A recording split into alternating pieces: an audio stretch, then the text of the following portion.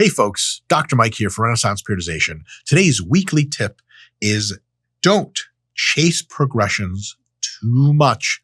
What? But I thought we were supposed to be progressing. What is too much progress? Is that even a thing? Turns out, yes. So are you supposed to hit PRs in the gym? PR by a rep here, by 5 pounds here? Yes, absolutely. The core of the training process is to add reps and or load to the bar weekly. Deload, repeat.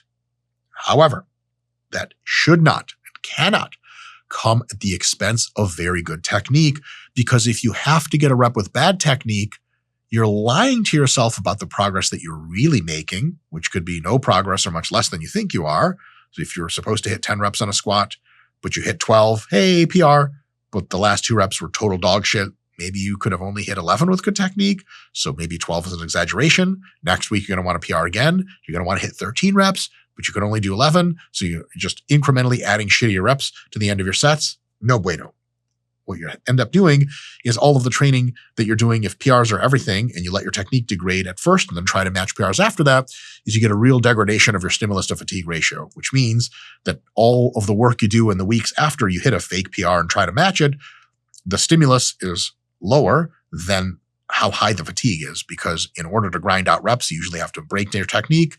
You're not hitting the target muscles as much anymore. For example, in squats, you should be failing at your quads, but now you're trying to round your back and cantilever your butt up, and it's more glute training than you needed. It's more lower back training than you needed. That's a lot of systemic fatigue, and your quads aren't getting any better of a workout because you're actually trying to avoid having them be the limiting factor. No good, no good, no good.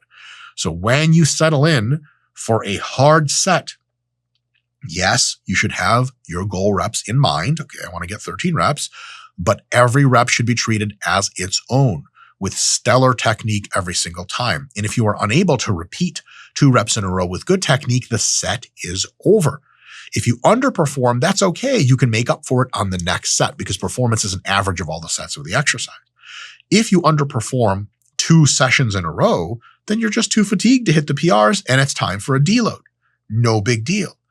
Remember, most times you're not progressing because you will the progress. Sometimes you have to have a lot of willpower to get to the progress that you need. However, most other times, progress is just something that happens when you apply your willpower to getting good technique and seeing how many good technique reps you can get. Because if you get a lot of good technique reps more than last time, then you've progressed. But if with good technique you can't get the reps you're supposed to, you're not progressing, you're too fatigued, it's time to deload. There's just no wrong answers there. Be honest with yourself, always use good technique, and yes, try to hit the big PRs, but never at the expense of technique. Ever, ever, ever, ever, ever. And if you do it, you're terrible and you should be crying yourself to sleep every night. See you guys next time.